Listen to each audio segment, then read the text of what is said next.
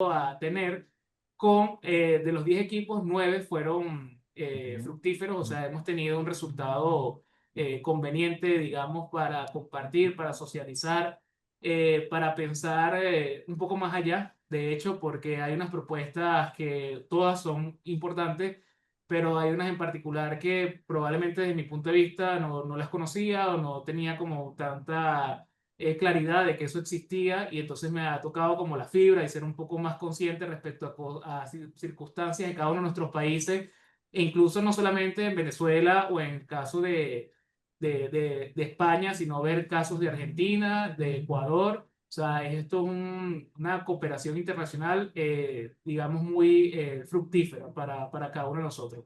Entonces, antes de presentarles el resultado de cada uno de los equipos, lo que quiero darles como algunas palabras al profesor José Luis Jiménez y a cada uno de los profesores, porque ya después cada uno de los participantes dentro de los equipos, o sea, estos estudiantes doctorales, vamos a hacer una pequeña dinámica donde vamos a hacer dos interrogantes particularmente, que quiero que tomen nota así ahorita para que las tengan ya presentes después de la presentación de los profesores, o sea, o por lo menos sus palabras, que la formulación de sus propuestas y de qué vamos a conversar. Una persona o dos de sus equipos, o si quieren, digamos, una otra forma, compartir, vamos a ir viendo cada uno de los videos. Queremos reconocer por qué formularon esta propuesta que nos hicieron llegar. Y la segunda opción o segunda interrogante es por qué ustedes consideran que es importante difundirla, ¿no? Entonces, sin más preámbulo, más que seguir avanzando, le dejo la palabra a José Luis Jiménez, el coordinador del COIL en la Universidad Católica Andrés Bello. Adelante, José Luis. Sí, muchas gracias, Luis. Bueno, yo voy a ser breve porque realmente desde el Secretariado de Internacionalización de la Universidad Católica Andrés Bello es un gran placer, después de más de 2 años de planificación, de trabajo colaborativo entre todos los profesores, ver materializarse este proyecto. Es una profunda satisfacción y esperamos pues que esto continúe a largo plazo.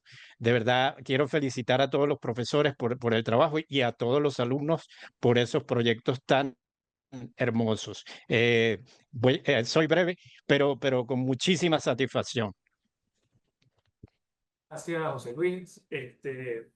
Vamos entonces también en este caso a recibir las palabras de Lidia y de Gerardo, de España.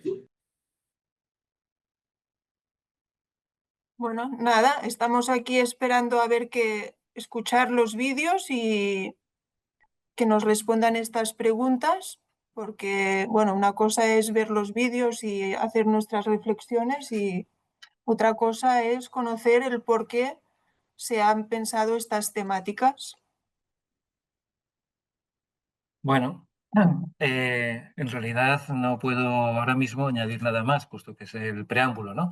Pero sí que decir que estamos pues muy satisfechos de haber llegado a este punto y que en esta sesión podamos contar con la participación de cada uno de los equipos con sus respectivas presentaciones y que seguro que es enriquecedor para todos.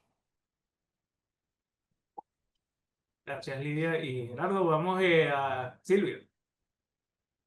Buenas tardes o buenos días. No, por mi parte, tampoco añadir mucho más que no sea esperando la respuesta. He hecho un pequeño comentario a cada uno de los vídeos y pido disculpas porque a las 7 en punto me tengo que marchar, con lo que me marcharé sin decir nada, ¿vale? Entonces, nada, esperando a que empecemos y a poder conversar un poquito con todos los participantes. Ay, qué bueno. Qué bueno que te marchas a las 7 porque aquí son las 12. Bueno, no, a mis 7, perdonad. No, perdonad. Dentro de una hora lo podemos hacer más fácil. No Sí, lo sí, sé, claro. sí. Muy bien. Ok, Mariana está.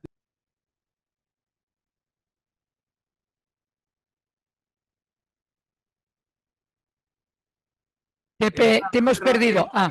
No, no, porque estaba muteado. Tengo la profe Lourdes, la profesora Rafi Escanio, perdón, que está acá atrás, entonces, de mí, para que también, bueno, Comente un poco. Sí, súper complacida de formar parte de este COIN a nivel del posgrado y del doctorado, porque he estado participando, pero a nivel de pregrado, y la verdad que estoy sumamente contenta con los trabajos que vi, los videos, como dice Luis, unos temas que tocan fibra, todos son interesantes, todos son buenísimos, sin embargo hay unos temas que realmente te tocan el alma, te tocan el corazón, porque uno no puede imaginarse que existan esos temas en este momento, pues en el mundo. Y por supuesto el poder compartir con los profesores, tanto de allá como de acá, y ese aprendizaje mutuo que uno consigue, no solamente los estudiantes, sino nosotros también como profesores. Sí. Ok. Creo que, gracias, profe. Daniela dice que se escucha un poco bajo el micrófono. No sé si es de repente es que la profe Rafi estaba un poco lejos. Pero no, pero yo creo que se escuchó. La profesora Marisabel López está aquí también. Mariana Farías, cualquiera de las dos que quiera aportar, profe Mariana o profesora Marisabel.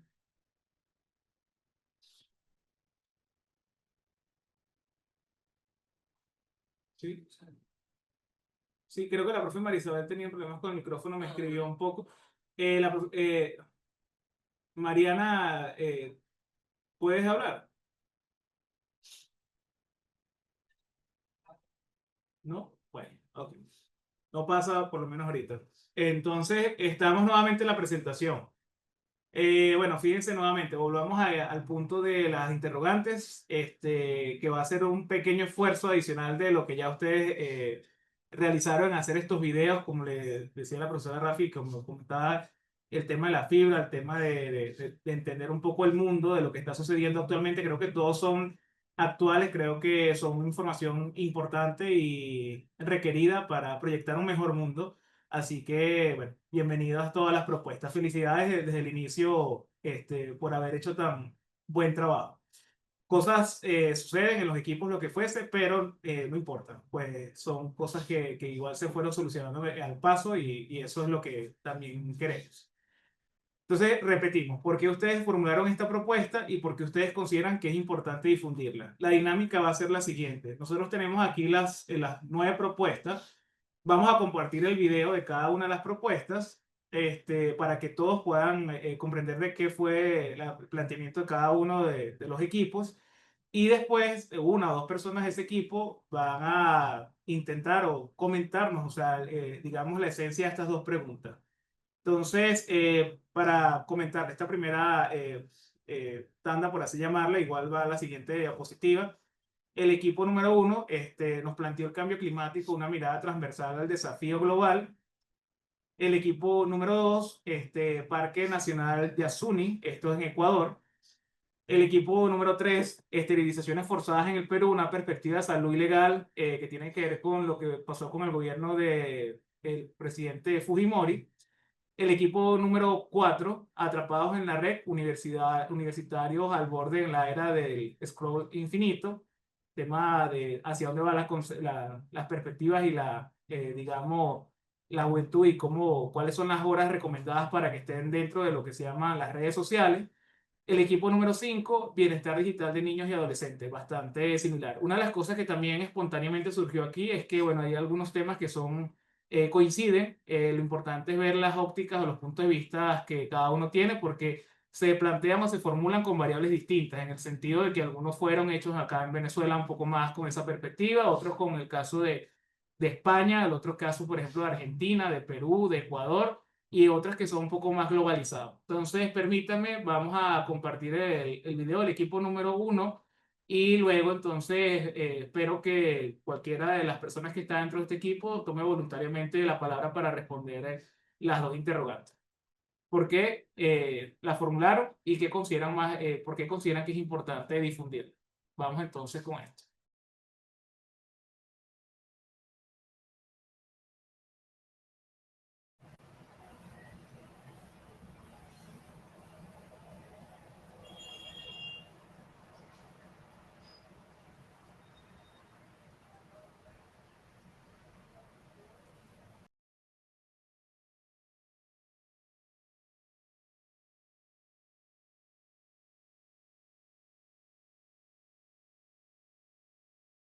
Espero que se escuche bien. Voy a comenzar con el...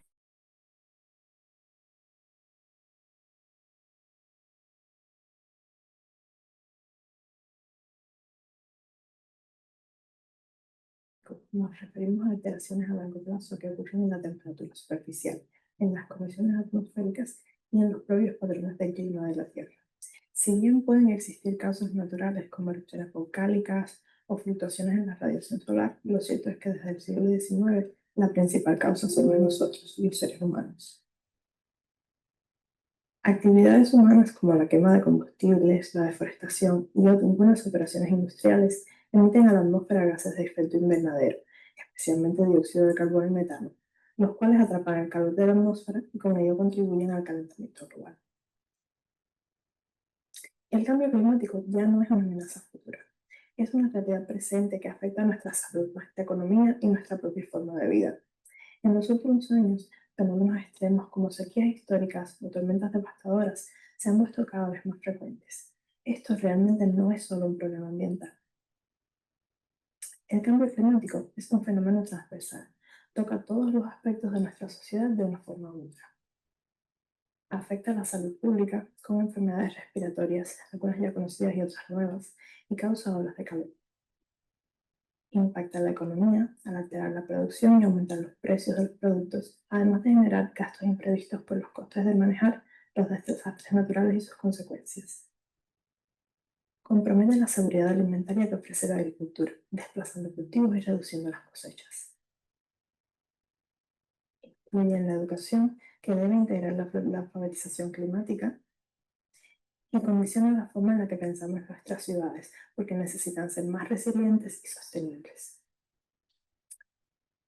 Pero cada una de estas dimensiones no puede actuar de forma aislada. La clave está en la integración. Responder al cambio climático no es solo tarea de ecologistas o científicos. Necesitamos que gobiernos, empresas, comunidades y ciudadanos trabajen juntos.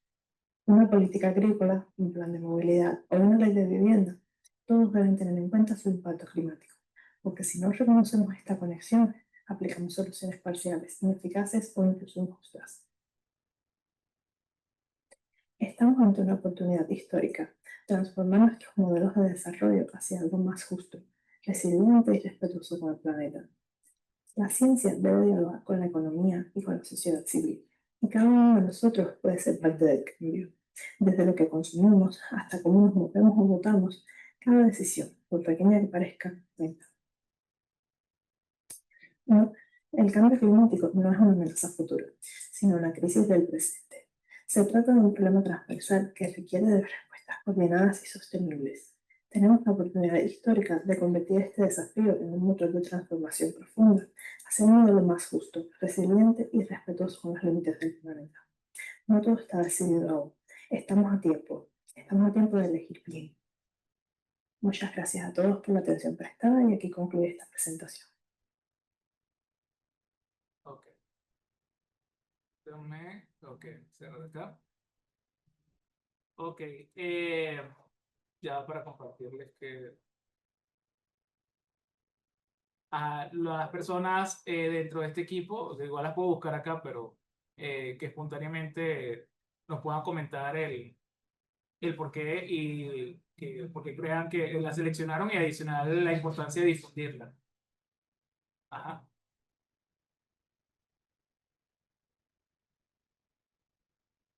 ¿Quién está presente por Ah, aquí, Eric? ¿Me Adelante, ajá. escucháis bien?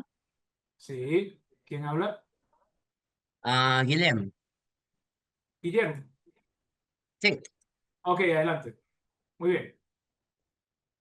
Ah, bueno, ahora he apuntado un poco por aquí, pero creo que es importante, o sea, voy a responder como las dos preguntas a la vez un poco. Creemos que al final es un tema que nos afecta a todos, pero me da la sensación que hay muchas personas que aún no comprenden plenamente ni el alcance ni qué pueden hacer para contribuir a mitigar los impactos negativos del cambio climático. Entonces, al final es un tema de conciencia colectiva y buscar, ¿no?, la acción informada. En este sentido, creo que es importante para sensibilizar a la población promover cambios en hábitos, tanto individuales como colectivos, y después fomentar la participación ciudadana. Es un tema de transversalidad, está bien comunicarlo porque afecta a distintos sectores, entonces que cada sector asuma su rol y sus responsabilidades frente al cambio climático.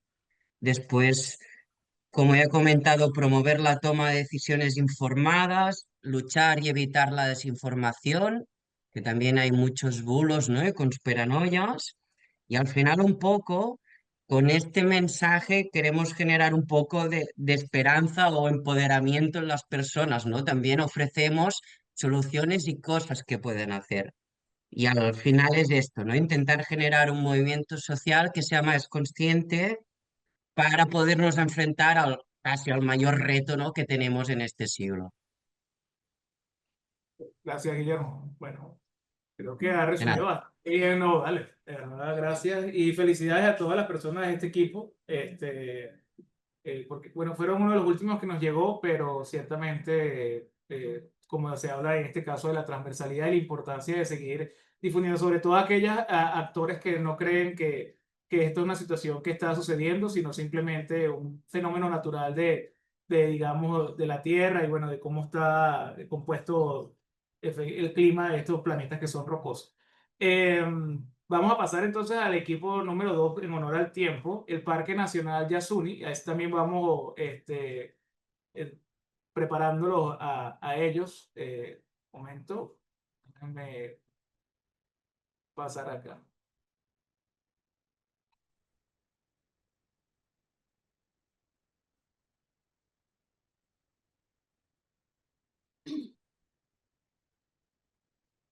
¿No?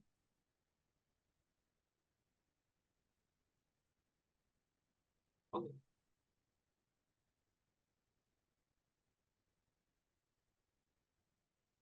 Una de las cosas que sucedió con el tema de los videos. Hola, hoy queremos hablarles. Ya, disculpe rápidamente, puntualmente, es que una de las cosas que hacía también más enriquecedora era manejar la eficiencia, en este caso, de los recursos, es decir, que fuese una información de 3 minutos. Lo que va a suceder es que algunos videos pueden tardar un poco más de tiempo.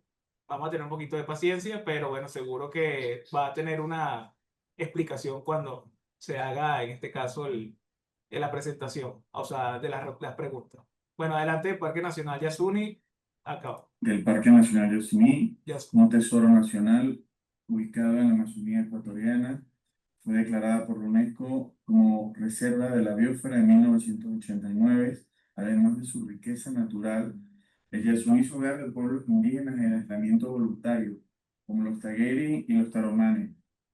Sin embargo, este ecosistema ha sido afectado por la explotación petrolera que fue intensificada en el año 2000. En 2023, mediante un plebiscito histórico, la ciudadanía ecuatoriana votó por detener la extracción en esta zona protegida. Aunque se ordenó el retiro progresivo de la actividad petrolera, hasta la fecha solo se ha cerrado uno de los pozos. Esto plantea un reto urgente: hacer cumplir la voluntad popular y proteger verdaderamente al Yasuní. Ecuador enfrenta serios desafíos económicos, un déficit fiscal constante, crisis de liquidez y un alto nivel de endeudamiento, en parte por la fuerte dependencia del petróleo, que representa entre el 30 y el 40% de los ingresos estatales. En ese contexto, el Bloc 43 en el Yasuní se ha convertido en una fuente de ingresos clave, pero su explotación ha generado graves impactos: deforestación, contaminación de suelos y aguas, y fragmentación del ecosistema. Adicionalmente, pone en riesgo la vida y la cultura de los pueblos indígenas en aislamiento voluntario, quienes pueden enfrentar enfermedades, pérdida de su territorio y amenaza a su existencia. A pesar de esto, muchas comunidades indígenas y organizaciones sociales han resistido, defendiendo el Yasuní frente a un modelo extractivista que prioriza lo económico por encima de lo ambiental y lo humano. Frente a esta realidad es necesario preguntarnos: ¿qué alternativas sostenibles tiene Ecuador para salir de esta dependencia y poder cerrar al fin el bloque 43? Se han planteado diversas alternativas al extractivismo para sustituir los ingresos del bloque petrolero ITT. Organizaciones como CIA Yasuní y Yasunidos proponen, entre otras medidas, reducir las exoneraciones tributarias al 10% más rico de la población, lo que generaría ingresos 4 veces superiores a los actuales. Combatir la evasión tributaria que supera los 7.000 millones de dólares anuales. Cobrar las deudas de los 500 principales deudores del Servicio de Rentas Internas, que se acercan a los 2.000 millones y cubrirían más de 13 años de ingresos del Yasuní. Nacionalizar el oleoducto de crudos pesados, cuya concesión vence en 2023 y permitiría ahorrar 156 millones de dólares anuales. Electrificar el transporte público, ya que llenar un tanque cuesta $30, mientras que cargar un vehículo eléctrico solo 3. Además, destaca las compensaciones ecológicas por servicios ambientales que el Yasuní provee. Las inversiones globales en economía verde superarán los 10.3 billones de dólares, mientras que las petroleras se han reducido en un 20% en los últimos 4 años. La decisión de dejar el crudo bajo tierra en el Yasuní marca un precedente global. Es una apuesta por la vida, la biodiversidad y los derechos humanos, por encima del beneficio económico a corto plazo.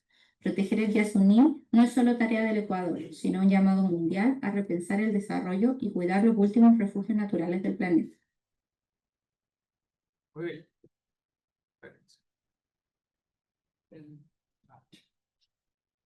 Vamos a pasar entonces al equipo de número 2, que habla del Yasuní. Cualquiera que quiera tomar la palabra, con mucho gusto nos explica, o sea, nos da respuesta a las dos preguntas. Hola, buen día, buenas tardes. Hola, Daniela, adelante. Sí, primero disculpa por los medio minuto más que nos demoramos en el video, nos costó mucho acortarlo y bueno, pensamos que necesitaba un poco de contexto. Bueno, disculpo por eso. La propuesta surgió un poco espontáneamente, nadie tenía muy claro una idea de qué queríamos comunicar, pero bueno, un tema también horario, nos enteramos que José David estaba en Ecuador y él trabaja en temas de construcción y bueno, siempre ha sido súper interesante saber, siempre la construcción son como los malos y entonces queríamos saber de algún conflicto que hubiese entre, en este caso, la minería y bueno, el medio ambiente y nos contó este caso que nos pareció súper interesante, donde efectivamente había habido una iniciativa de deshacer un bloque tan importante petrolero que genera mucho dinero a cambio de proteger el Yasuní, pero al mismo tiempo no se había hecho nada por cumplir con la promesa. Entonces, ese fue más o menos el por qué escogimos la propuesta. Quizás José David quiere explicar por la segunda pregunta. Sí, bueno, buenas tardes a todos. Como comentaba Daniela, o sea, nosotros cuando lo conversamos era un poco la importancia, ¿no? Ambiental y de la reducción de emisiones de carbono, ¿no? O sea, el apagado de pozos en el Yasuní es algo crítico a nivel ambiental. En el Ecuador, bueno, va a tener afectaciones económicas, pero ya todo eso está estudiado y nos pareció muy importante el hecho de que una nación como Ecuador, que es muy dependiente del petróleo, tome una decisión de esa índole, ¿no? O sea, votar y elegir no extraer más petróleo y ver alternativas económicas es algo muy positivo, este tipo de mensajes, ¿no? Hoy por hoy no se ha podido, por temas internos, que estamos en el Ecuador, no se ha podido apagar todavía más solo un pozo. Bueno, la idea era un poco hacer un recordatorio a esta decisión que esperemos que pronto suceda y que va a ser muy positivo para el ambiente, ¿no? Muchas gracias, José, también. Bueno, ya el Yasuní está en el radar, por ejemplo, de nosotros aquí en Venezuela y allá en España, no solamente en Ecuador. Muchísimas gracias por compartir tan interesante presentación. Vamos a ir al equipo número 3, que es la esterilización forzada en el Perú, una perspectiva de salud y legal. Vamos entonces a compartir la presentación del equipo 13. Segundo.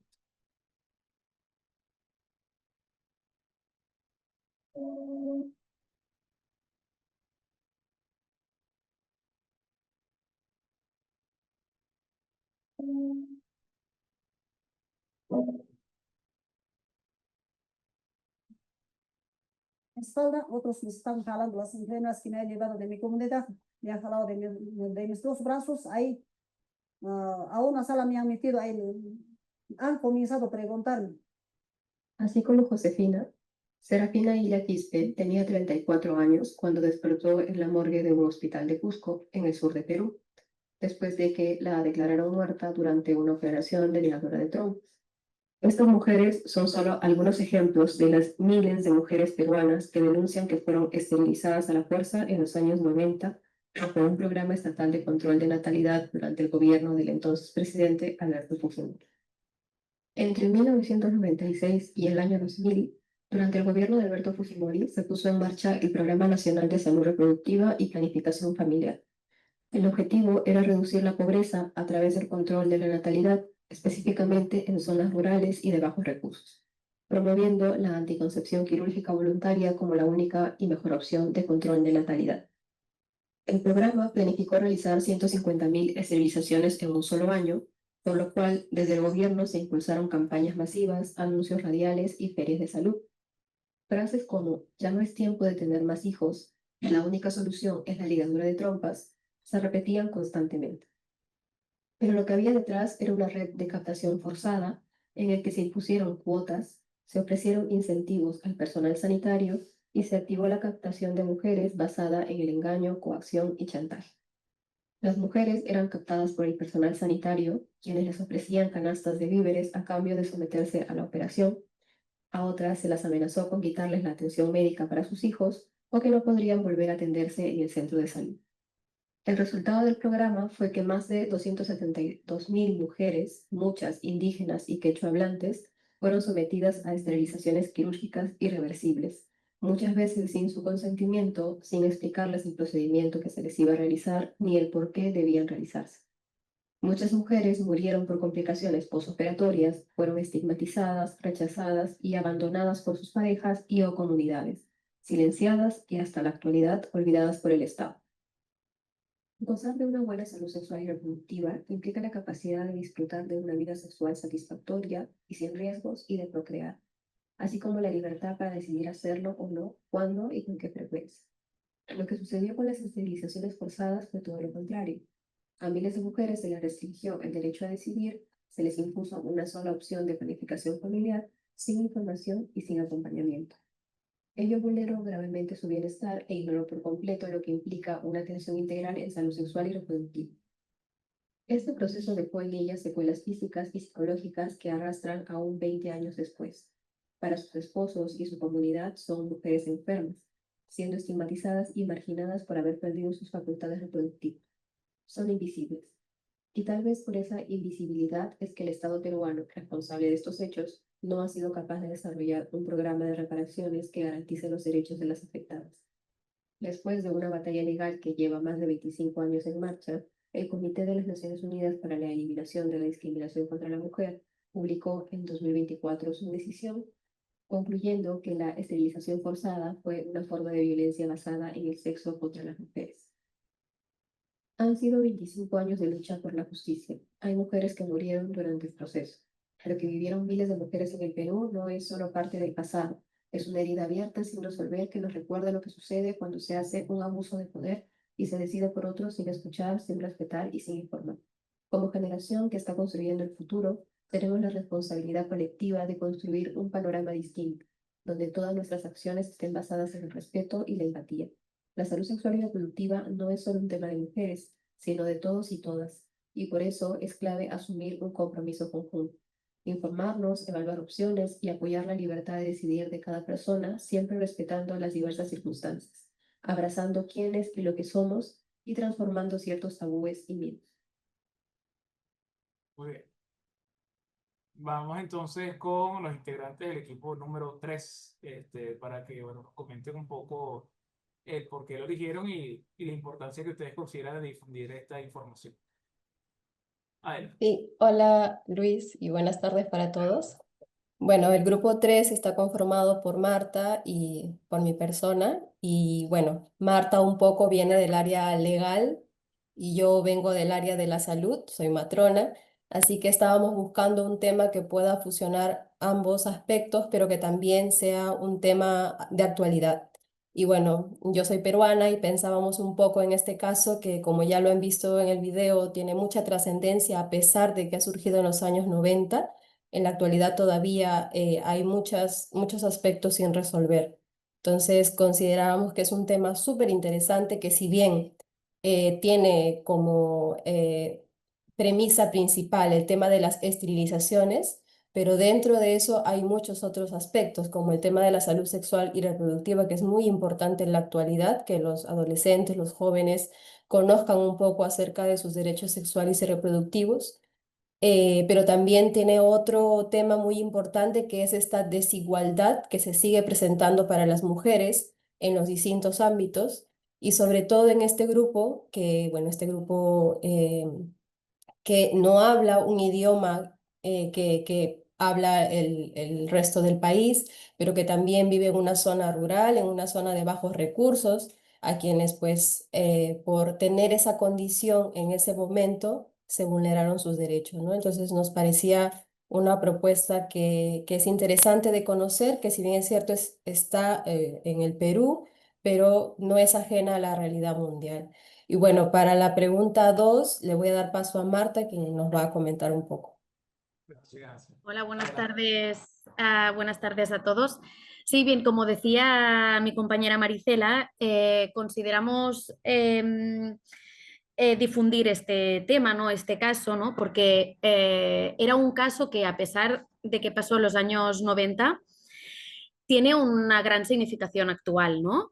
Es un tema, ¿no?, que, como ha dicho Maricela, se mezclan, pues, en el que entran en juego los derechos sexuales y reproductivos y derechos de la mujer, y que con este caso pues, se inició una batalla legal en los años 90, ¿no?, con el gobierno de Fujimori, pero es que no fue hasta el año pasado que la ONU consideró que este caso, ¿no?, lo que les había pasado a estas mujeres, era un caso de discriminación, ¿no?, contra ellas. Hasta el año pasado no se les había... este caso había quedado como sin juzgar, las mujeres no tenían ningún tipo de reparación. Entonces, como sociedad del futuro, ¿no?, que somos, pues tenemos la responsabilidad, pues, de construir una sociedad mejor, pues, para que esto no vuelva a pasar y para visibilizar este caso, porque estas mujeres son las mujeres invisibles, no se les ha dado voz nunca, ¿no? Yo personalmente desconocía este tema hasta que Maricela, pues hablando de a ver qué hacemos, a ver cómo podemos mezclar, ¿no?, la parte más de salud de Maricela y yo, que vengo de derecho, ver un tema que toque los dos, y me comentó, ostras, y es un tema que toca el corazón, este tema, ¿no? Porque dices... es una gran injusticia, ¿no? Y por eso hemos considerado difundir el caso. Gracias, Marta. Gracias, Maricela. Sí, es importante que nunca más suceda y tomar una cifra que son 150.000 vidas humanas. Vamos al equipo número 4, atrapados en la red, universitarios al borde en la era del scroll infinito. Igual las personas que quieran hacer comentarios de las presentaciones que vamos haciendo y los argumentos que vamos brindando poco a poco, lo pueden hacer, que sé que hay algunos que lo han hecho. Muchas gracias, felicidades a ya también.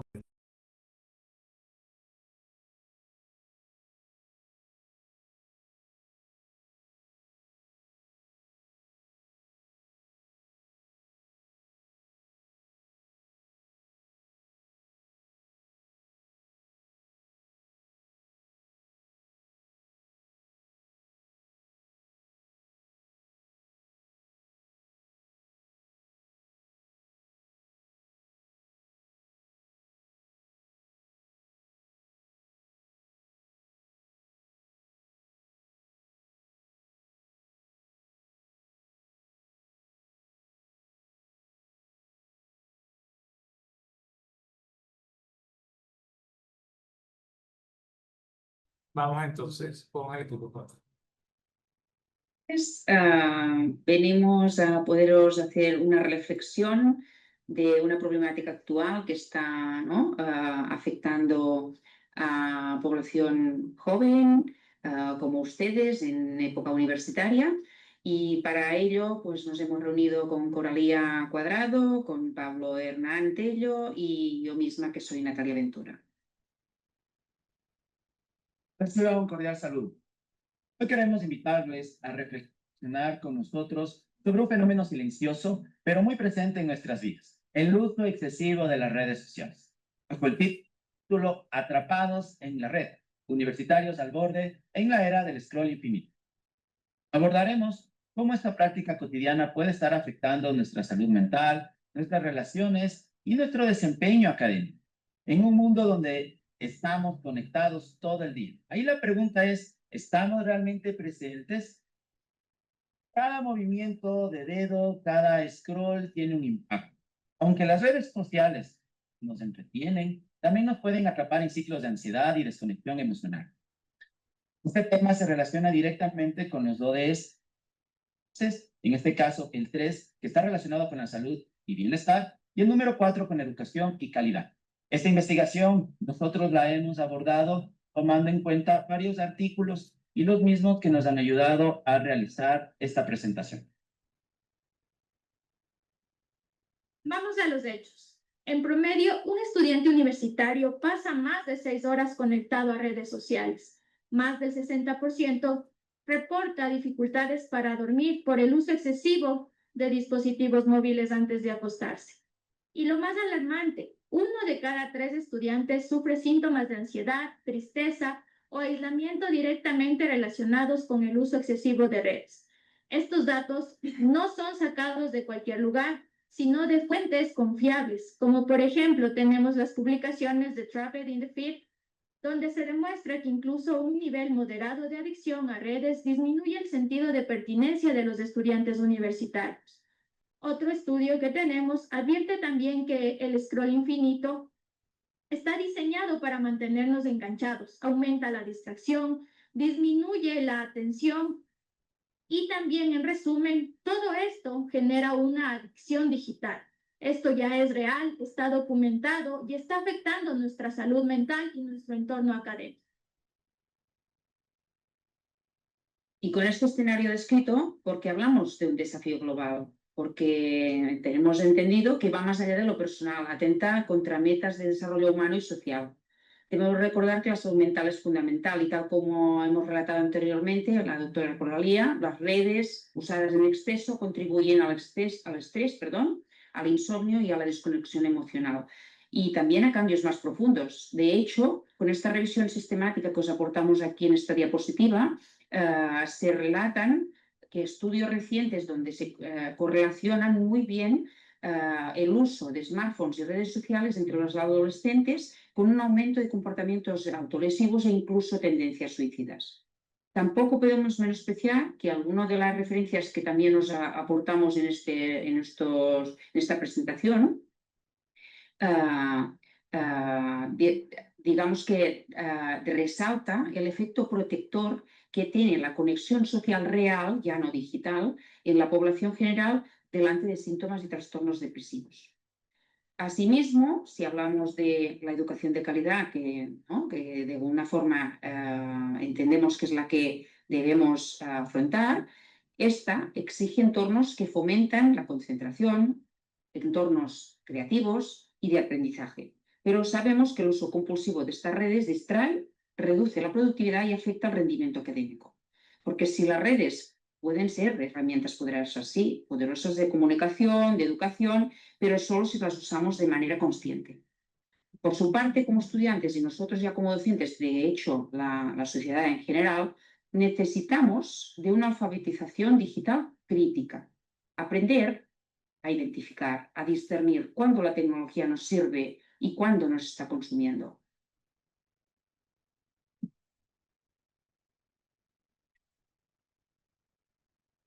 Ahora que conocemos el problema,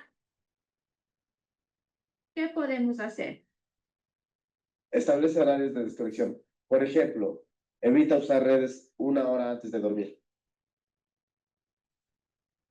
Practica actividades offline. leer.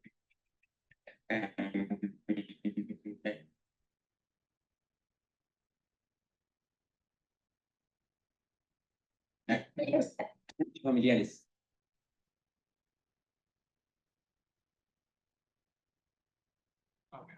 Recuerda, la solución comienza en lo individual,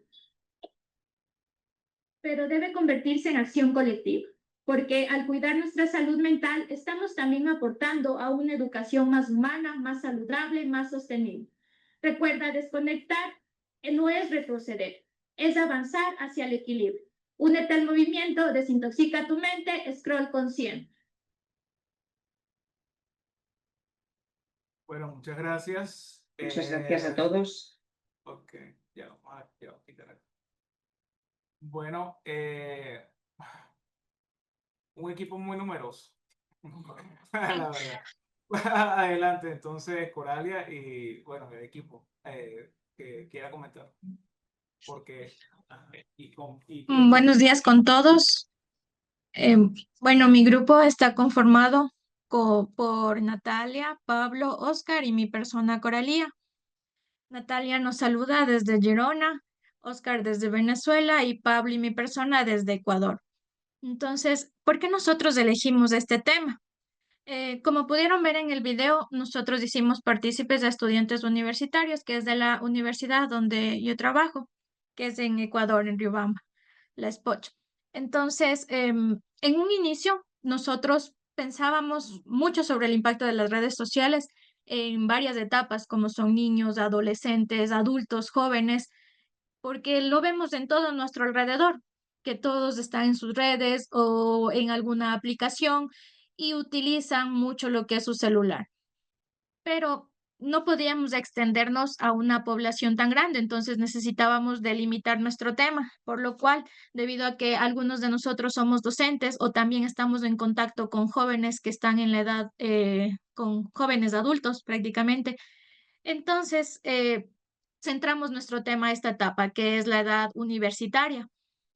Varios de nosotros vemos que nuestros estudiantes están alrededor de nosotros y cuando no hay algo que hacer, están con el celular, con su dedito, desliza, desliza, desliza, desliza.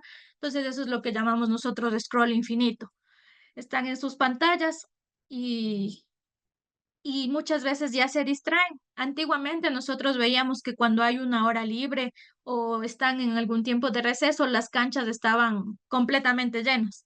Pero ahora ya no se ve eso, sino se ve ahora a los jóvenes sentados en algún lugar y con su teléfono. Y redes sociales, pasan videos, pasan. Entonces, ahora prácticamente a quien ejercitan es a su pulgar.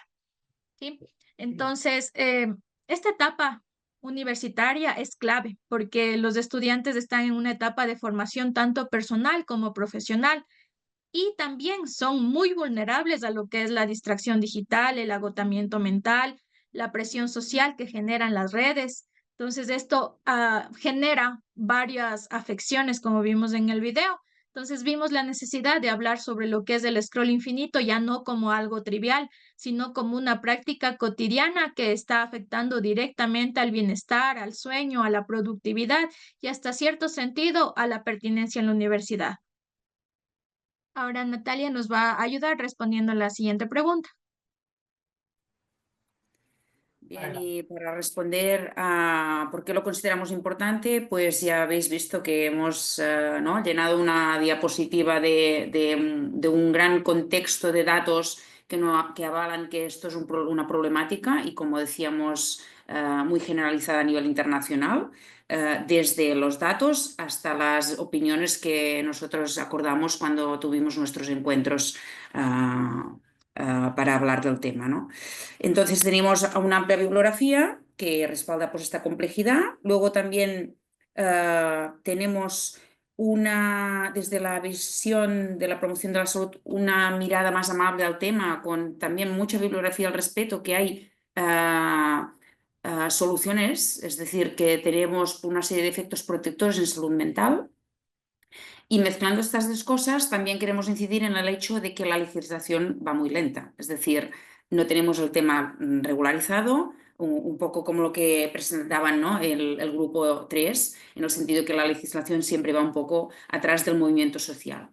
Y esta presentación pretendía esto, hacer una reflexión al alumnado, que pues tuvimos la oportunidad, gracias a Coralia, de poderlo hacer en directo, una reflexión con ellos, que incluso fue participativa por su parte, un poco como lo que decía Guillem, ¿no? Desde un llamado a la acción y poder hacer así un poco de movida en el alumnado, con el fin de hacer una reflexión, ¿no? Una autorreflexión y que puedan aportar un grano de arena en su cotidianidad. Yo creo que por esto era un poco la importancia de hacer este abordaje. No sé si me dejo alguna cosa y los compañeros quieren compartir algo más. Yo creo que está bastante bien, bastante actual, redondo y pertinente. Gracias, Natalia, gracias, Coralia. Vamos entonces, para no dar tiempo, a pasar al equipo número 5, Bienestar Digital de Niños y Adolescentes. Parece que nos vamos a complementar aquí. Un momento.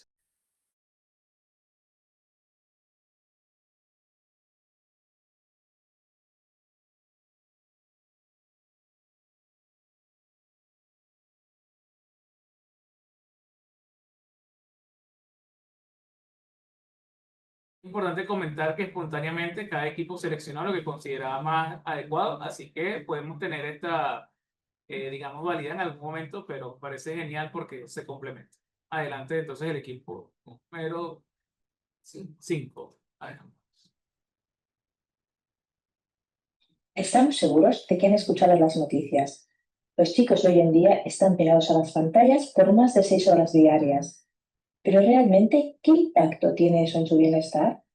Desde las redes sociales hasta los videojuegos, las pantallas están por todas partes. Si bien es cierto que pueden generar educación y diversión, también es cierto que pueden afectar a la salud mental. Entonces, ¿cómo encontramos el equilibrio? Vamos a profundizar y a explorar juntos. Tomemos un momento para reconocer el lado positivo del mundo digital para los niños. Como aspectos positivos encontramos aprendizaje interactivo y acceso a la información, desarrollo de habilidades digitales para el futuro, comunicación con amigos y familiares y espacios para la creatividad y la expresión personal. Si eres educador, necesitas conocer las ventajas del mundo digital, desde un aprendizaje interactivo y toda la información infinita al alcance de nuestras manos. El entorno digital abre puertas. Conéctate con amigos y familiares. Imagina a los estudiantes, no solo consumiendo contenido, sino creándolo.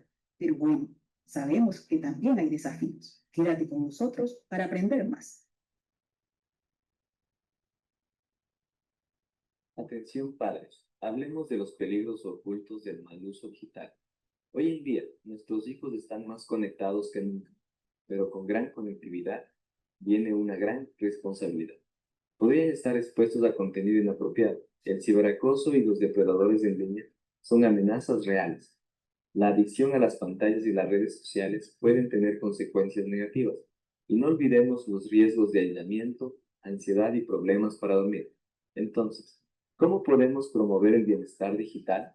Comience por establecer límites claros de tiempos de pantalla. Anímelos a tener conversaciones abiertas sobre sus experiencias en línea. Enséñeles la importancia de tomar descansos y equilibrar el tiempo frente a la pantalla con actividades del mundo real.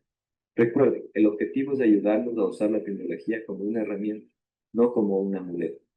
Mantengamos a nuestros hijos seguros y prósperos en el mundo digital.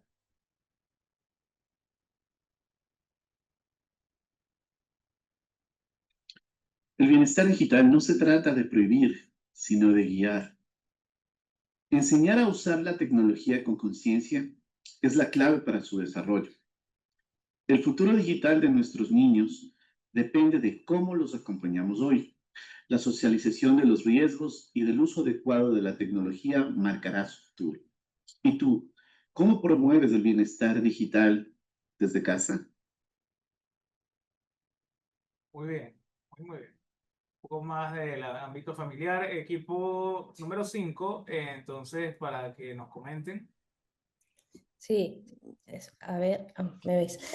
Bueno, el tema de por qué escogemos este tema es porque es un tema que es transversal, todo el equipo venimos de disciplinas diferentes y creímos que era, bueno, era adecuado para todos porque estábamos todos, ¿no? No era ni uno mucho más experto ni otro, y es un tema que es de actualidad, que es de interés global y que avanza a un nivel vertiginoso y que tanto tiene en igual proporción interés como preocupación.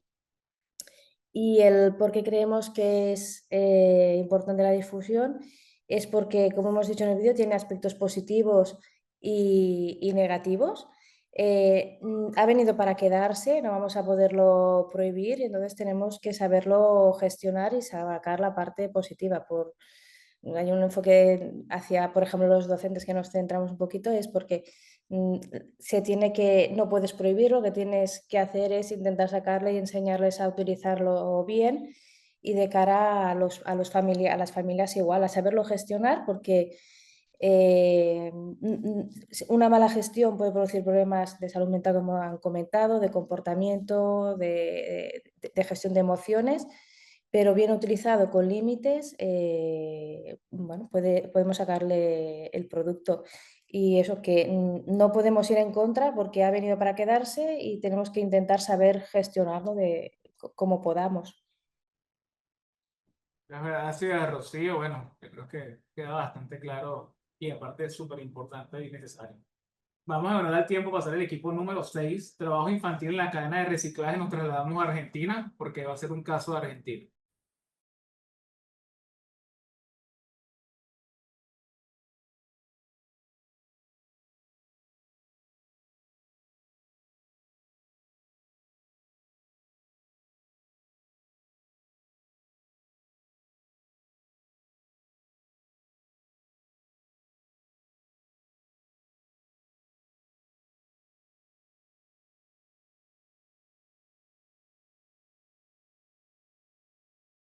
La Universidad Católica Andrés Bello y la Universidad de Girona. Nuestro trabajo se titula Trabajo infantil en la cadena de reciclaje, caso de estudio, Argentina.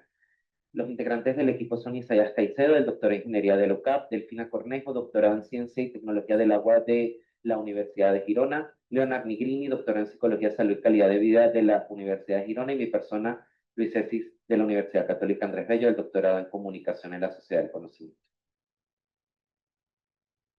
Una pequeña introducción al tema, y es que nos encontramos ante una problemática de niños y adolescentes que recolectan materiales reciclables en Argentina, y evidentemente esto hace que se enfrenten a diferentes riesgos graves e insalubres que amenazan sus derechos, su vida y su salud. Este trabajo ha venido aumentando desde los últimos años, y para abordar esta problemática nos basamos en un informe hecho por la OIM, que es la Organización Internacional de Migración, y la UNICEF, para poder evaluar el impacto en esta población afectada y generar algunas iniciativas para la prevención y la erradicación de esta problemática. La participación de niños y niñas en la recuperación de materiales reciclables se considera una de las peores formas de trabajo infantil, ya que puede atentar contra su salud, la seguridad y la moralidad. El estudio se realizó mediante estrategias de conteo, encuestas y entrevistas en 3 ciudades que presentaban diferencias en el ejercicio de esta actividad. Estas son la Ciudad Autónoma de Buenos Aires, Moreno y Posadas. En cuanto a los resultados, identificamos que se pudieron recontar 10.700 trabajadores en la recuperación de estos materiales, de los cuales varían entre un 70 y un 40% la proporción de niños. Podemos ver en el gráfico A que en la ciudad de Posadas la proporción de niños es mayor. Pero en cuanto a la frecuencia relativa, observamos que en la Ciudad Autónoma de Buenos Aires el porcentaje de niños es mayor, alcanzando casi un 80%. En cuanto a la brecha de género, podemos observar que el 66% son niños y el 34% niñas. En cuanto a las características laborales de esta actividad, está caracterizada por una alta frecuencia horaria y semanal y un gran esfuerzo físico, ya que los niños se dedican al acarreo del carro, a pedir materiales, a abrir bolsas y a clasificar los residuos. Esta forma de trabajo infantil tiene sus orígenes en los años 2000, enmarcada en un contexto de crisis social y económica, junto con el aumento de los materiales reciclables. El texto también menciona problemas relacionados con la educación y el abandono escolar. Y aquí menciona que de los niños recicladores, un tercio abandona la escuela y entre los niños entre 13 y 17 años incluso llega a un 50%. Muchos niños abandonan la escuela al ingresar a la actividad de recolección de estas materias y muchas veces las razones son la pobreza y la ayuda a las familias. Otro riesgo es que las actividades se suelen desarrollar en lugares peligrosos y con poca infraestructura escolar. El texto menciona también problemas y peligros para la salud física y psíquica. Para la salud física menciona que los niños reciben cortes de las bolsas, accidentes de tráfico y también están expuestos a sustancias peligrosas como vidrios o otros residuos contaminosos. Para la salud psíquica menciona que la actividad genera un estrés emocional y una carga simbólica y que también hay una ausencia de juego, recreación y vínculos sociales entre los niños. Otros aspectos importantes que menciona el informe son las relaciones familiares y el entorno barrial, y este diagnóstico revela que evidentemente hay una complejidad dentro del núcleo familiar y social en donde viven, en donde a temprana edad los niños empiezan a participar en actividades laborales, limitando su acceso a la educación, y la falta de redes de apoyo y el debilitamiento de la dinámica familiar llevan a los niños a que vayan a la calle a ayudar en los procesos de recolección y enfrentándose pues a un entorno violento y completamente inseguro.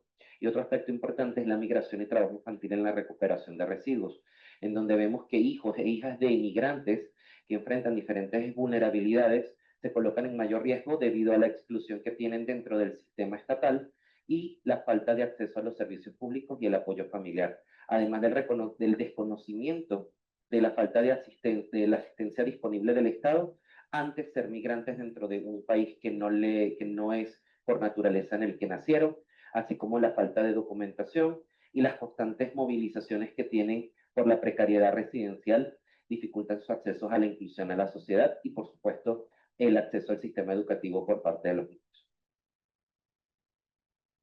Continuando, vamos a hablar sobre las iniciativas de la sociedad civil y del Estado frente a esta problemática. Hablamos sobre la educación y asistencia social.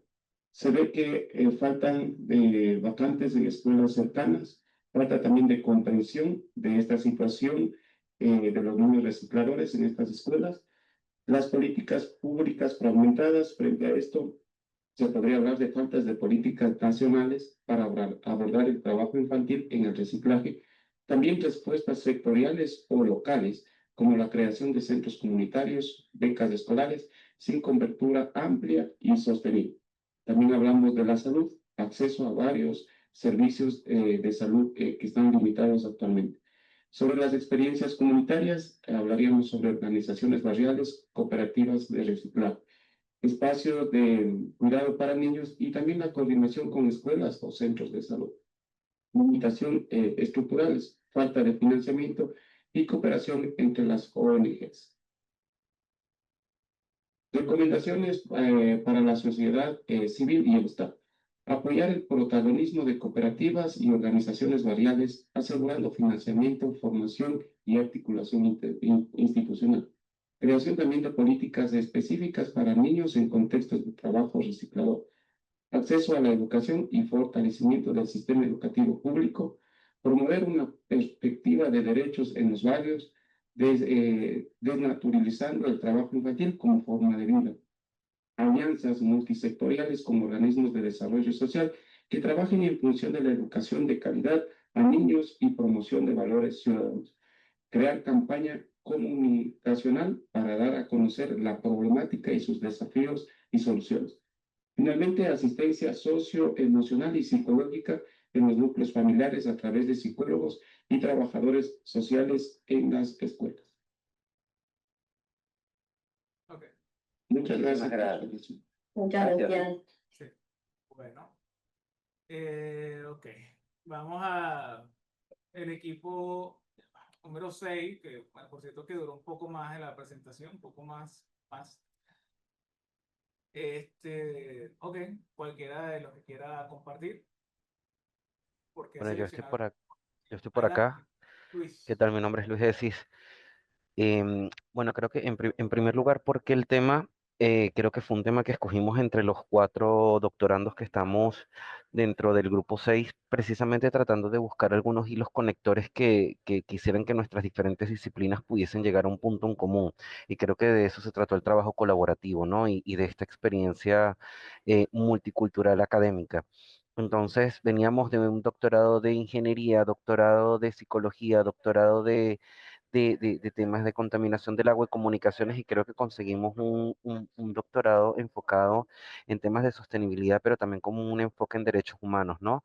No solamente desde las cadenas de reciclaje, en el caso de Argentina, sino justamente queríamos también traer a cabo toda la parte social que está detrás de esto, ¿no? Y porque el tema lo consideramos importante, pues creemos que actualmente en Latinoamérica nos enfocamos en Argentina para tener un caso mucho más conciso y específico, pero niños, niñas y adolescentes pues pasan parte de su tiempo recolectando materiales en vías públicas, en basurales, en rellenos sanitarios, y evidentemente esto es un agravante que genera una situación muy peligrosa e insalubre para la vida de estos niños y que además vulnera cada uno de sus derechos. Así que tomamos como referencia este trabajo hecho por la Organización Internacional para las Migraciones y el Fondo de las Naciones Unidas para la Infancia, UNICEF, y pues empezamos a encontrar un tema que nos agradaba mucho. Encontramos muchísimas problemáticas que tiene esta población que está siendo afectada y al final pues construir un marco de recomendaciones que contribuyan a la prevención y poder erradicar de alguna manera esta problemática en Argentina y ojalá pues pueda servir también como una referencia para otros países de Latinoamérica y el mundo. Muchas gracias, Luis. Bueno, primero que lo hacen visible, creo que hay una Latinoamérica en todas partes y gracias por compartir que sea justamente Argentina. Vamos en honor al tiempo a pasar al equipo número 7, un tema bastante sensible, cortes no programados de energía en Latinoamérica y Europa. Vamos para compartir un segundo. Vamos para ahí.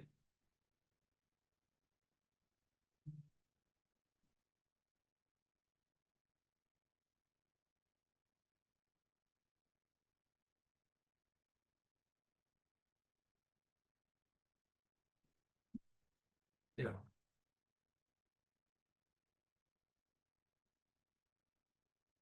¿Dónde estabas cuando ocurrió el apagón? Los cortes de energía interrumpen mucho más que la corriente eléctrica, alteran nuestra percepción del tiempo y la rutina. Son momentos que parecen quedarse suspendidos, fuera del flujo habitual de la vida diaria. En una sociedad moderna, totalmente dependiente de la tecnología y la electricidad, muchas veces solo notamos su presencia cuando desaparece. Las fallas masivas de los sistemas eléctricos son cada vez más frecuentes. En Latinoamérica se vive una crisis energética sin precedentes, de apagones prolongados y redes al borde del colapso. Y en Europa esta realidad también está presente, como vivimos con el apagón que afectó a millones de personas en España y Portugal durante varias horas. Detrás de cada apagón hay causas profundas que afectan los sistemas eléctricos, tanto en Latinoamérica como en Europa. En el caso de Latinoamérica, muchas redes son antiguas, están sobrecargadas o no reciben el mantenimiento necesario. El crecimiento de las ciudades ha sido tan rápido que la infraestructura no logra ponerse al día. A esto se suman fenómenos climáticos extremos como lluvias intensas, sequías, tormentas que dañan las redes ya debilitadas. En Europa, aunque las redes son más modernas, también enfrentan desafíos. La transición hacia energías renovables como el cierre de plantas nucleares o de carbón ha generado tensiones en el sistema. Si no se gestiona bien, la dependencia de fuentes como la solar o la eólica, que son intermitentes, puede desestabilizar la red. Y bueno, no podemos olvidar otra amenaza como los ciberataques. Cada vez son más frecuentes y pueden dejar a millones de personas sin electricidad con solo una brecha de seguridad. Estos cortes no son accidentes aislados, son señales de que nuestros sistemas eléctricos necesitan atención urgente.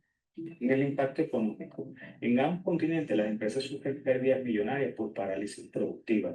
Industrias, comercios y servicios esenciales se ven obligados a tener operaciones generando caos financiero. Problemas en salud pública. Hospitales y centros médicos dependen de energía estable. Los apagones ponen en riesgo a pacientes, especialmente en unidades de cuidado intensivo, UCI, donde equipos vitales pueden fallar. Inseguridad y descontento social. La falta de energía aumenta la criminalidad por fallas en el alumbrado y sistemas de seguridad.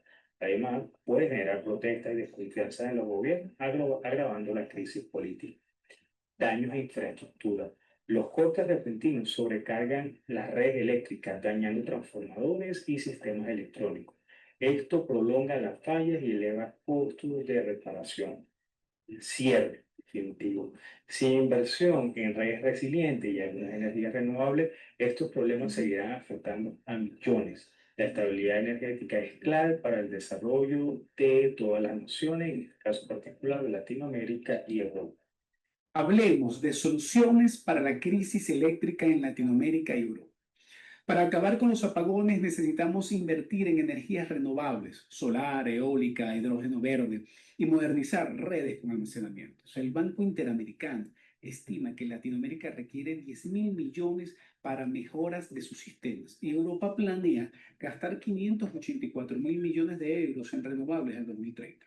Esto daría luz estable a más de 700 millones de personas reduciendo emisiones. Políticas como integrar redes regionales y atraer inversiones privadas son claves. Por un futuro brillante y sostenible, es posible la energía para todos.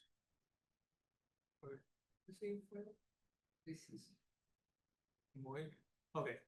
Vamos entonces a los integrantes del equipo número 7, para que nos comenten el por qué seleccionaron y la importancia de esa selección. Adelante. Hola Luis y el resto del equipo. Yo voy a representar al equipo en esta ocasión. Sin embargo, si alguno de los integrantes de mi equipo quiere complementar o añadir algo, bienvenido. Bueno, en atención a la primera pregunta, que es por qué seleccionamos la propuesta, creo que es natural, es algo que está muy en boca últimamente. Además, que no solamente afecta a Latinoamérica, como, bueno, ya es algo común hoy día en países como Venezuela, algunas zonas de Colombia, el Ecuador, que vivió una crisis el año pasado bastante importante. Últimamente también se ha visto en Europa, sobre todo en la parte de Francia, Portugal y España. Adicional a ello, era un tema transversal a los doctorandos que estamos cursando, así que ninguno se considera un especialista a nivel académico, más sí especialista a nivel vivencial. Entonces, por eso seleccionamos este tema. Y bueno, a ver, ¿por qué es importante difundirlo? Bueno, básicamente porque pareciera que todo apunta de que todo se va a ir agravando con el tiempo. Mi compañero Digmer mencionó algunas cifras de inversión, tanto en Latinoamérica y en España. Sabemos que eso muy pocas veces se llega a cumplir, entonces más que todo es hacer un llamado a que nos preparemos nosotros, sobre todo la parte de Europa que pasó recientemente y fue un caos. Quizás nosotros en Latinoamérica estamos un poco más resilientes y acostumbrados, que no debería ser así, pero a estos apagones, pero fíjense lo caótico que fue hace aproximadamente mes y medio, 2 meses en toda la parte de España, Francia y Portugal. Entonces, bueno, eso era lo que quería comentar. Gracias. Gracias, Paul. Sí. Bueno, un tema bastante sensible. De hecho, no existiría COIL ni esta experiencia si no tuviéramos energía. Así que la requerimos para todo.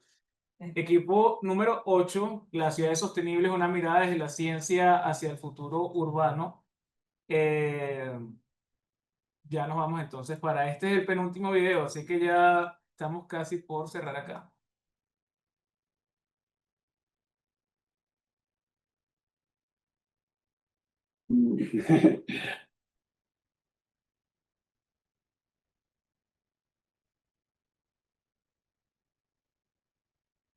Mi nombre es María Serrat.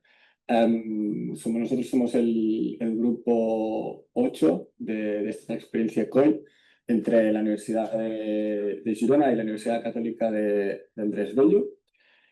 Los compañeros y compañeros son Micaela Rivas, también de la Universidad de Girona, como yo, y Belén Taboada y Danilo Zambrano, de la Universidad Católica de Andrés Bello.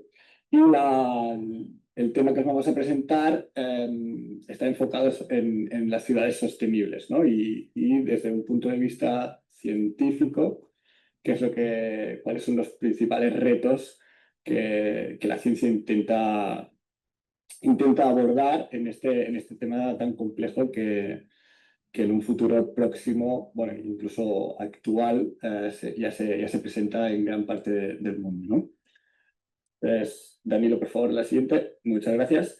Bien, vamos a empezar con un par de datos bastante impactantes, ¿no? El primero es según la ONU, en el 2050, el 70% de la población vivirá en ciudades, ¿no? Y eso se contrasta que el 80% del PIB mundial se va a generar en áreas urbanas, es decir, áreas donde se concentra la mayor parte de dicha población, es decir, ciudades y zonas periurbanas, ¿de acuerdo? Eso es la gran concentración de capital y de personas, capital tanto monetario como digamos, de seres humanos, concentrada en unos solos puntos, lo que va a conllevar ciertos problemas que ya hoy en día se están viendo, ¿no?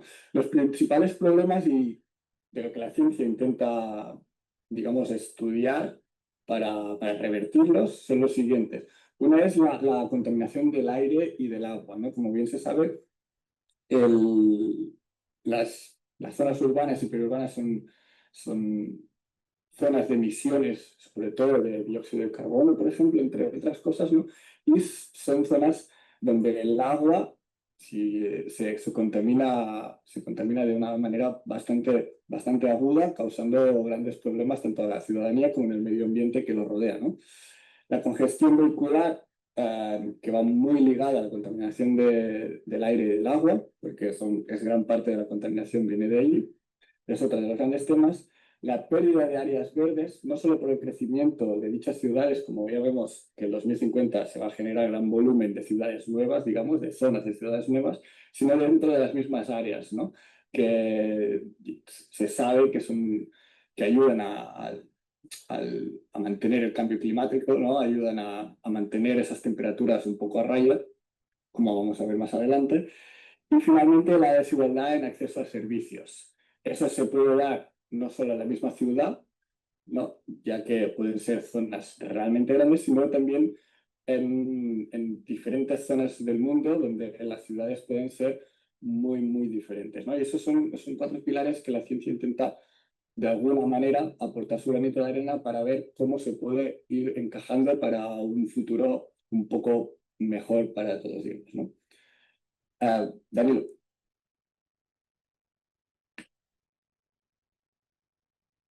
Sí, bueno, muchas gracias, Maya.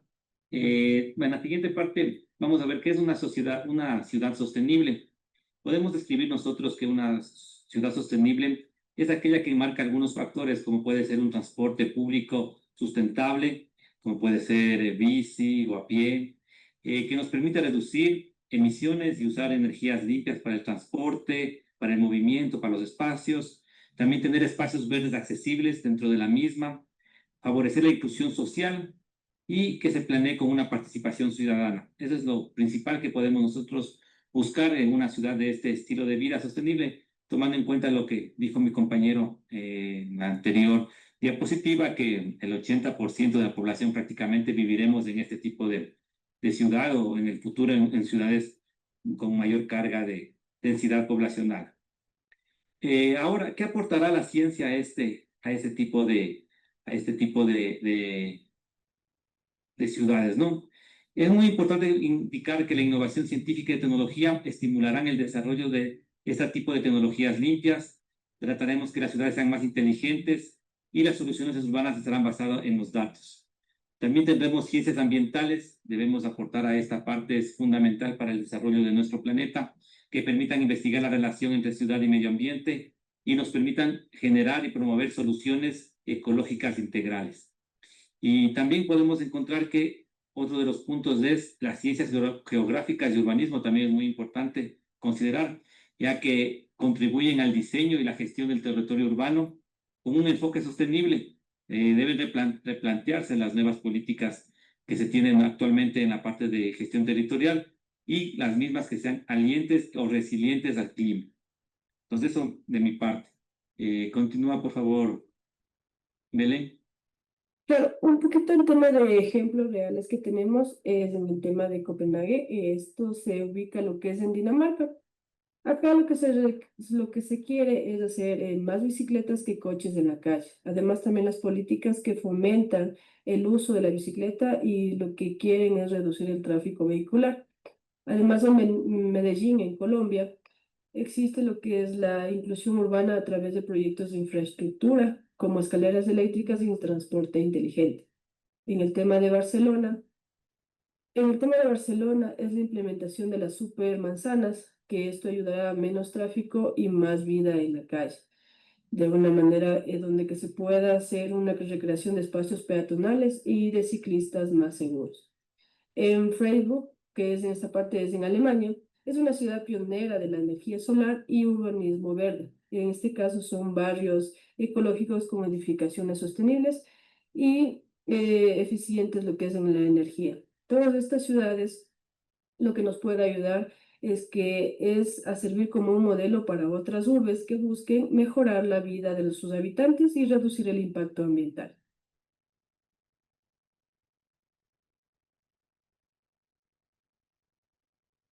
Y bueno, como conclusión, queríamos dejar que frente a la crisis climática que estamos sufriendo, a la desigualdad y el crecimiento urbano desordenado, las ciudades sostenibles ya no son solo una opción, sino también una necesidad estratégica.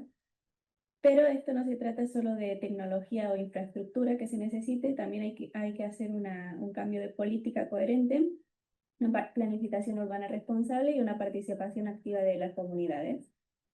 Y como reflexiones finales, queríamos dejar que las decisiones que estamos tomando hoy en día en nuestras ciudades son las que definirán el bienestar de las próximas generaciones. Y que sobre todo nosotros como científicos y ciudadanos creemos que soñar en las ciudades sostenibles también es imaginar con una sociedad más justa, saludable y en armonía con la naturaleza.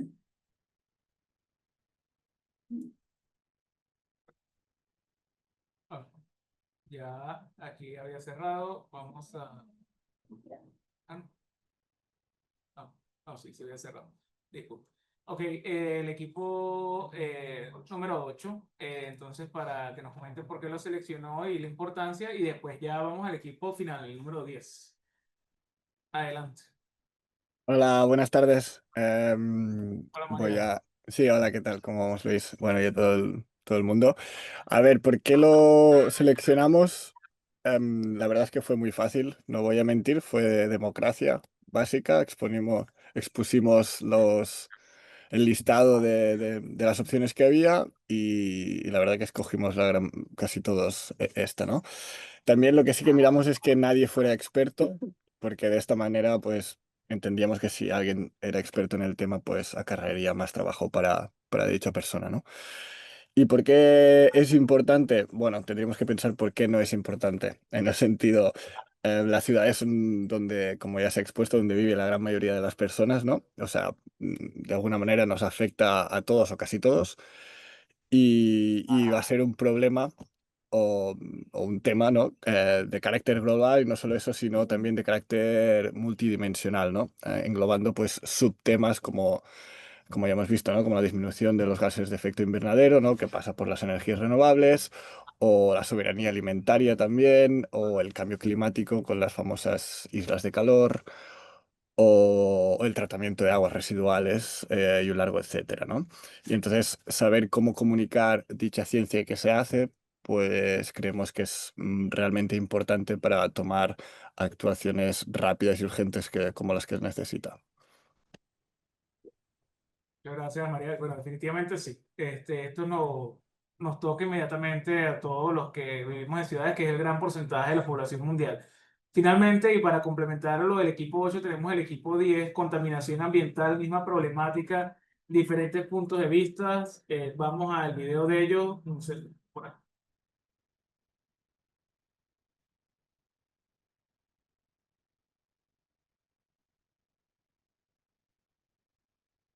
Buenos días.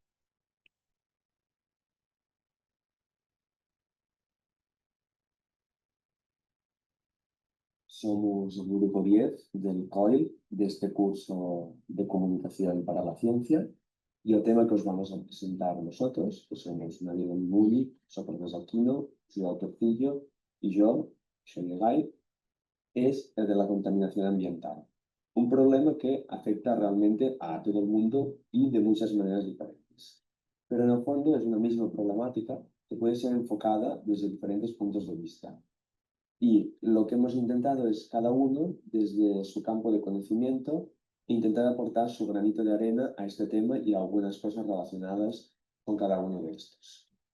Contaminación del agua a Europa es un problema ambiental importante que afecta la salud humana, los ecosistemas y la disponibilidad de agua potable. Las causas principales son agricultura intensiva, industria, aguas residuales urbanas, microplásticas y plásticas, cambio climático. A veces la agricultura intensiva es una de las principales causas, ya que el uso de pesticidas y de insecticidas contaminan ríos y acuíferos. Aquestos productos químicos pueden causar daños a la fauna acuática y afectar la salud humana si hierven al agua potable. Para reducir estos riesgos, cal mejorar el tratamiento de residuos, controla el uso de pesticidas y refuerza las normativas ambientales a escala europea.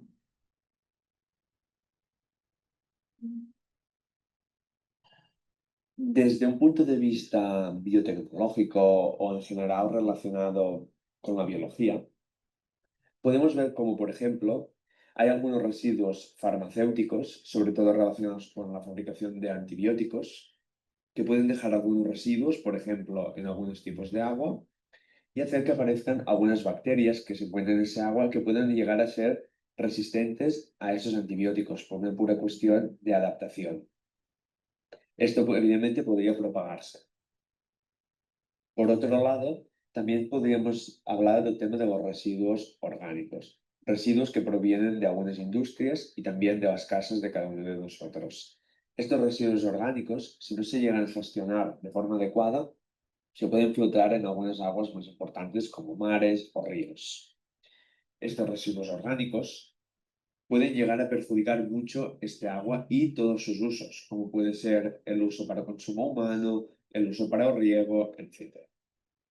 Pero, de la misma manera que en la biología nos da algunos problemas, desde un punto de vista biotecnológico, también podemos encontrar algunas soluciones. Voy a hablar de dos casos, uno más general y otro más concreto.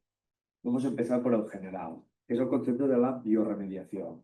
La bioremediación se define como el proceso en el que se utilizan organismos vivos para recuperar un ambiente contaminado, como puede ser agua, terreno o aire.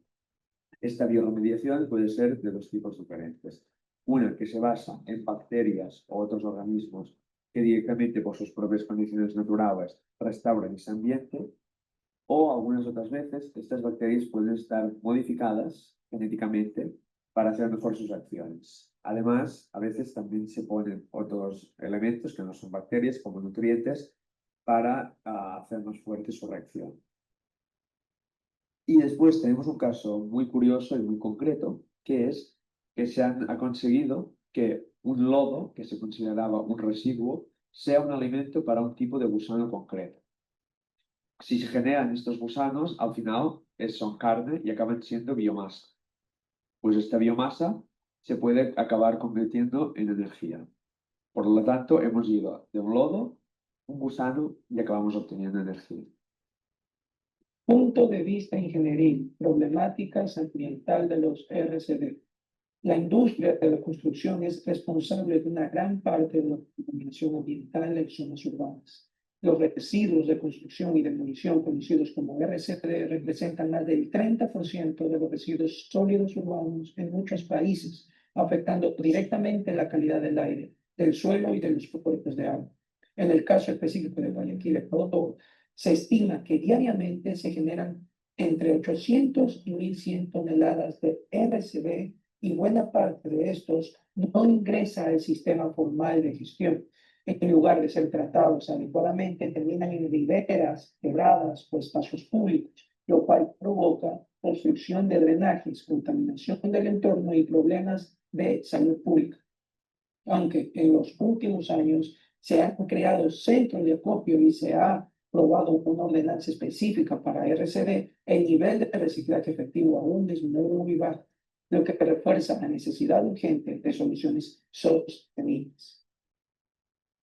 Como solución local, a partir de los RCPD, una solución sostenible, se desarrolló en Guayaquil una manta impermeabilizante natural elaborada a partir de polvo fino de residuos de construcción, látex natural y tejido de yuta y biodegradable. Esta propuesta fue validada mediante ensayos técnicos, cumpliendo los estándares de la normativa ABNT-NBR 9952, con excelente comportamiento frente al agua y a la exposición solar. Además, su fabricación tiene un costo accesible de $9.70 por metro cuadrado, lo que convierte a una alternativa más económica y da soporte a estos desechos, ¿no?, frente a mantas comerciales tradicionales. Esta solución evita el uso de derivados del petróleo y representa un ejemplo concreto de cómo la ingeniería puede transformar residuos en recursos útiles, contribuyendo a un modelo de economía circular. En resumen, esta experiencia demuestra que es posible generar soluciones locales sostenibles y replicables partiendo de una problemática ambiental real y urgente. Muchas gracias. Punto de vista ingenieril. La contaminación debido a procesos industriales. Problemática. La contaminación industrial surge con la revolución industrial, cuando se introdujeron procesos de producción mediante el uso de energía y maquinaria para fabricar productos no provistos directamente de la naturaleza, por lo que son productos procesados. Actualmente la contaminación industrial impacta gravemente en aire, agua, suelo, debido a causas como quema de combustibles fósiles, uso excesivo de fertilizantes y pesticidas. Estos afectados por factores como manejo inadecuado de desechos orgánicos e inorgánicos como plásticos, restos de fábricas, hospitales, desechos tecnológicos, almacenamiento inapropiado de medicamentos tóxicos con componentes peligrosos, procesos deficientes de la refinación de petróleo y minería, que generan compuestos volátiles como humos y gases nocivos. Soluciones a la contaminación por procesos industriales.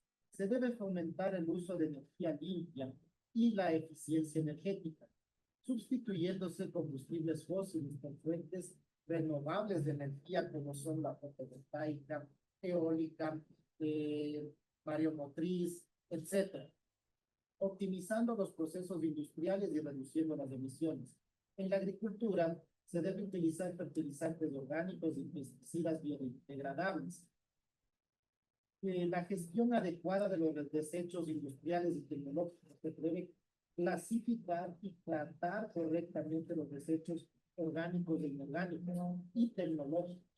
El almacenamiento seguro de sustancias tóxicas, mejorando las condiciones de manejo y control de desechos médicos. Tecnologías limpias en refinación de petróleo y minería, utilización de filtros, catalizadores y sistemas de control que reduzcan la contaminación. Una educación ambiental y políticas regulatorias. Fortalecer las normativas y promover la responsabilidad en las personas y en las empresas debido a la contaminación. Perfecto. Muy bien, entonces ya para el último equipo, el número 10, quien quiera comentar por qué y la importancia, y ya con esto vamos a ir redondeando ya todo. Ya le vamos a decir. Adelante. Hola.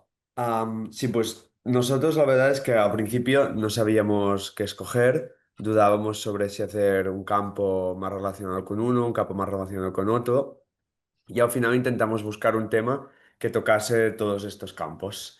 Y claro, por ejemplo, desde mi punto de vista de la biotecnología, desde el punto de vista del agua y la química, o desde el punto de vista de la ingeniería industrial, de la ingeniería de la construcción. Al final, el tema de la contaminación es un tema que está relacionado con estos ámbitos y con muchos otros, y que realmente se podría hacer independientemente de los perfiles de los estudiantes que hemos hecho este trabajo y por eso lo escogimos, por su transversalidad y también por su importancia, que ahora os describirá mejor mi compañero. Gracias, Xavier. Bueno, primero, sí, perfecto, pertinente, transversal y adicional, soluciones, que se mostraron soluciones. Entonces ya en este punto de, digamos, el webinar, lo que quiero es solicitarle, bueno, primero, desde mi punto de vista y particular, felicitarle a cada uno de los 9 equipos por el esfuerzo que realizaron en hacer esto posible. La tecnología nos une, democratiza la información. Esto va a estar disponible en el canal de YouTube de posgrado de la Universidad Católica de acá de Venezuela. Le vamos a hacer llegar el link en algún momento a los profesores de Girona, lo tendremos los profesores de la Universidad Católica para, bueno, seguir comunicando y socializando estos temas tan importantes y no digamos controversiales, uno más que el otro, pero más allá de la controversialidad, lo necesario que es y el esfuerzo que están, y primero que les deseo que todos sus doctorados lleguen a feliz término, que son una gente pues muy entregada en hacer las cosas bien, entonces creo que el futuro sí tiene unas buenas manos en donde reposar. Le dejo a las profesores de Girona para comentar, digamos, las palabras finales, después los acá de la Universidad Católica y con eso estaríamos cerrando esta experiencia. Adelante, profesor Gerardo, Lidia. Creo que Silvia fue la que se retiró. Bueno, yo podría hacer una visión general de todas las presentaciones porque no solo yo priorizo o doy importancia a los temas, sino también a cómo las presentaciones se han ido haciendo, porque se han visto estilos muy distintos.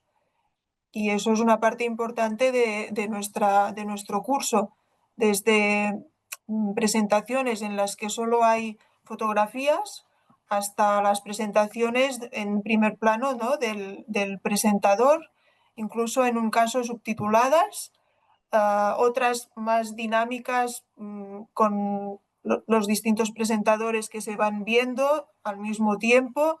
Bueno, no sé, yo creo que ha sido enriquecedor para todos, no solo por el tema, lo vuelvo a decir, que todos son muy interesantes, sino también por el estilo de comunicar, que espero que los distintos grupos hayan cogido ideas de los demás grupos para cuando se encuentren en la comunicación de su propia investigación. Y bueno, también el esfuerzo que han tenido todos para escoger un tema, porque eso es muy complicado. Y nada, muchas gracias. Gracias, Lidia. Gerardo. Y no tengo mucho que añadir sustantivamente, pero desde luego todos los equipos han trabajado con seriedad y se ha visto primero el esfuerzo de la complementariedad a la hora de comprender qué tema podía resultar atractivo para ellos, atractivo para un público potencial destinatario de esa información, ubicarse en esa situación de encuentro, como esa posición como intermedia, en la que sales de tu zona de confort para encontrarte con el otro y en cierto modo comenzar a pensar no solo desde tus claves, también entendiendo las claves y las herramientas del otro. Y como ha dicho acertadamente uno de los miembros de uno de los equipos, ubicarte en un tema que no sea aquel que es el más familiar y próximo a uno para evitar que se sobrecargue el trabajo sobre ese. Por tanto, eso significa que todo el mundo se hace corresponsable de ese trabajo y, por tanto, que la cooperación, que es el objetivo fundamental, se lleva a cabo, ¿no? Aquí se trata de aprender con el otro y también, en cierto modo, adoptar la mirada, la óptica de ese otro y espero que haya dejado un pozo, por un lado, en cada uno de los miembros, porque su pensamiento ahora es un poco más complejo, más rico, porque piensan también no solo desde su clave única, sino también desde un segundo o un tercero. Y luego el hecho mismo de la comunicación Ha habido un esfuerzo grande para comunicar un tema que conoces mejor o que conoces peor, pero que quieres comunicar a otros. Y eso me parece muy valioso, haber hecho ese esfuerzo por intentar comunicar, y cada uno con un estilo diferente, como ha dicho Lidia, ¿no? Pero el esfuerzo de intentar llegar a otros, porque a fin de cuentas, solo si salimos de lo que nosotros ya sabemos, de nuestra zona de confort, e intentamos acercarnos hacia ese receptor potencial, solo entonces quizá la comunicación puede hacerse efectiva. Y creo que en ese sentido me parece que hemos asistido a un esfuerzo muy interesante. Gracias, Gerardo. Gracias, Lidia. Solo decirle a los estudiantes de Girona que estamos preparando un post-test para la experiencia que le vamos a hacer llegar próximamente. Por favor, necesitamos también que lo completen en el momento que lo tengamos listo. Ahora vamos acá a Venezuela, la profesora Rafi Ascanio, que la tengo acá atrás, para que comente un poco. Y después tenemos a José Luis, la profesora Marisabel López, escribió porque tiene problemas con el micrófono. Y finalmente sería Mariana ya para cerrar. Entonces, adelante, profe Rafi. Bueno, yo debo confesar que el primer día que nos reunimos, que vi la diversidad de profesiones, de doctorado, pero casi todos orientados hacia la parte científica, me pregunté de qué manera se pueden coordinar estudiantes de la Católica, sobre todo los de mi doctorado, que son de comunicación, con estos otros estudiantes. Y hoy me siento sumamente sorprendida gratamente de cómo lograron conectar, lograr un tema, como lo decía el profesor que acaba de terminar de conversar, que no fuera de su zona de confort, que eso los movió y lograron hacer unos trabajos interesantísimos, como decía la profe Lidia, cada una presentaciones distintas de las otras, unas más interactivas, en fin, pero lograron hacer unos trabajos realmente espectaculares y yo debo felicitarlos a todos. Muchas gracias, profe. José Luis, ¿estás con nosotros acá? Sí, estoy aquí. Adelante. ¿Me escuchas? Sí. Una de las cosas importantes de los proyectos colaborativos es la reflexión. Y yo quisiera invitarlos a reflexionar tanto las cosas positivas, los encuentros, los puntos de encuentro que llegaron en este proceso, que los pudimos ver, pero también los grandes retos. Es importante reflexionar esos retos y cómo se pueden superar en el futuro. Es lo más importante de estos proyectos. Un poco de acuerdo con todo lo que se mencionó, yo la semana pasada estaba el Congreso Latinoamericano de LASA, se llama Latin American Studies Association, y una de las cosas importantes, habían investigaciones muy importantes. Sin embargo, los presentadores estaban leyendo sus investigaciones, no tenían habilidades para comunicar y se perdía completamente. Puedes tener un producto excelente, riguroso, pero si no lo sabes comunicar a la sociedad, se pierde. Y todas las temáticas que se presentaron el día de hoy son importantísimos para evolucionar como sociedades globales. Y fue muy importante hacer esta práctica de utilizar herramientas para comunicar estas investigaciones, para que todos, se habló mucho de esta inteligencia colectiva, cómo como sociedades podemos evolucionar y superar temáticas como los cambios climáticos, como cada uno de los temas que se presentaron. Entonces, esta práctica es fundamental para el futuro global. Eso es lo que quería compartir con ustedes. Gracias, José Luis. Totalmente de acuerdo. Mariana, adelante. Hola, buenas tardes y buenas noches. Fíjate, yo los felicito. De verdad que este proceso a mí me emociona muchísimo, ¿no? Y pienso que, además de lo que se ha dicho, que es un tremendo esfuerzo en armonizar puntos de vista, nosotros estamos disfrutando el producto final de todos estos encuentros, ¿no? Pero me parece que la vivencia, esos desencuentros y encuentros y ponerme en el lugar de... Nos vamos con... ok. Esos esfuerzos, esas danzas y contradanzas de ponerme en el lugar del otro, el temor de introducirme y meterme en un tema que no conozco, todo eso son procesos, bueno, de crecimiento, de cooperación, de aprendizaje. Y este formato de aprender nos los permite el COIL, ¿no? Entonces creo que también es importante resaltar eso, resaltar esas vivencias, resaltar cómo quizás al principio no sabía cómo hacerlo y luego tengo un producto versátil, diferente, con diferentes puntos de vista que además lo puedo pues compartir con el resto de los grupos. Entonces realmente estoy muy contenta con todo lo que vi hoy y los felicito por ese proceso de aprendizaje que tuvieron.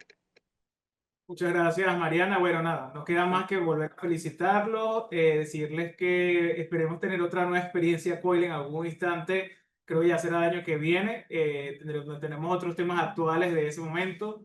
Agradecidos por confiar también en nosotros y bueno, pues feliz tarde y feliz noche allá en España y sé que hay muchos otros países donde están también conectados, que bueno, hay otras diferencias horarias.